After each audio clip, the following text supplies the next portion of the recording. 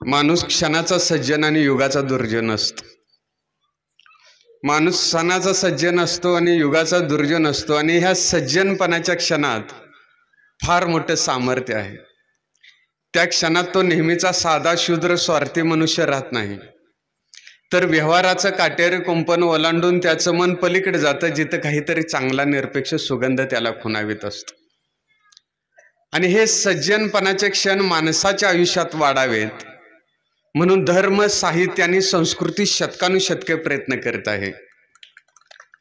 आणि धर्माच्या नावाखाली संस्कृतीचं जतन करणं म्हणजे काय, हे राज्यामध्येच नव्हे, देशामध्येच नव्हे, तर जगाला दाखवून देणाऱ्या शहराचं नाव पंढरपूर आहे, की जिथं जातीपातीच्या पलीकडं, अंधश्रद्धेच्या पलीकडं जाऊन माणसाला माणसाशी अधिक जवळ केलं जातं.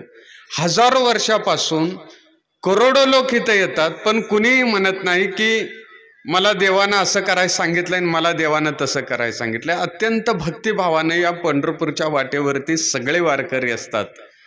आणि त्यामध्येच साहित्याची एक दिंडी अखंडपणे तेवत ठेवण्याचं काम साहित्य परिषद करत असते.